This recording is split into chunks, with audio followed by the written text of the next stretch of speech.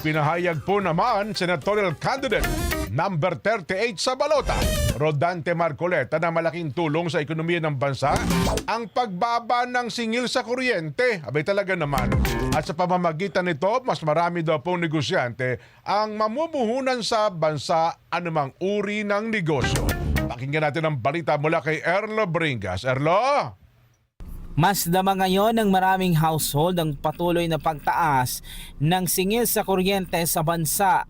Partikular nga dyan ay mga karaniwang Pilipino na umaaray na rin sa mataas na singil sa kuryente sa maraming pagkakataon dahil sinasabayan pa nga kasi ng mataas na presyo ng bilihin at serbisyo.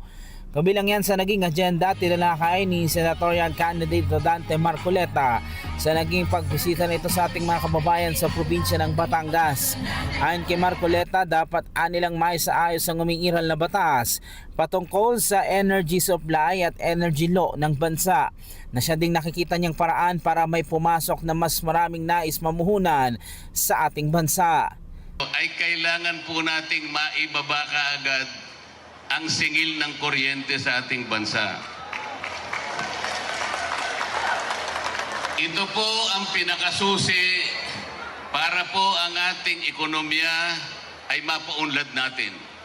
Dahil po pag bumaba ang singil ng kuryente, marami pong mga negosyante, mga mangangalakal, mga kapitalista ang magtatayo ng pabrika, ng pagawaan at negosyo sa ating bansa. Mas mabuti nila na isaayos na lamang kasalukuyang umiiral na batas para mapababa ang singil sa kuryente. Kabilang na dyan ang mga paraan kung paano mababawasan pasanin ng mga consumer. Maging matapyasan na rin ang iba't ibang mga fee na isinasama pa sa total billing ng isang household. Hindi rin nila sagot ang puro ayuda na ipinapamahagi sa mga nangangailangan nating mga kababayan, kundi maayos na serbisyo sa kuryente, tubig at marami pang iba na dapat abot kaya ng isang karaniwang Pilipino, sumasahod lamang ng minimum. Kapag mababang singil sa kuryente, mas magiging mababa din ang production cost at hindi mahihirapan ng mga nais mamuhunang negosyante sa ating bansa. Naisip ko nga po hindi naman kako po pwedeng ayuda-ayuda na lang. Hindi naman ito ang hakbang, hindi ito ang sagot para iahon mo sa kahirapan ang pamilya ng isang mahirap na Pilipino. Yung ayuda po, pwede lang yan sa mga emergency.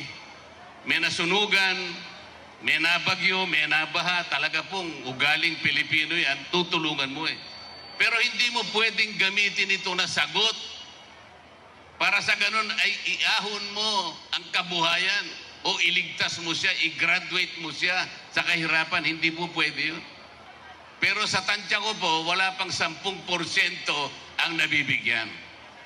194 billion pesos po ito Kung wala pang 10% ang binibigyan mo, saan po napupunta ang pera? Matagal na sana raw na isaayos ito sa nagdaang kongreso. Ang kaso, iba ang inuna ng kongreso sa halip na unahin ang kapakanan ng mamamayang Pilipino. Sabi pa ni Marcoleta, mga issue at iba pa ang kailangan ng unahin ng mga nakaupo sa pwesto. Hindi mga pansariling interes lamang na hindi naman makakatulong para mapaunlad ang ating bansa, magsasanhi lamang ng pagkakabahabahagi. Mas gusto po nilang pag-usapan ng pamumulitika kaysa ituon natin ang ating atensyon sa napakalaking problema ang hinaharap ng ating bansa. Nakita po ninyo, puro Quadcom na lang po ang pinag-usapan namin nung itong huling araw na ito.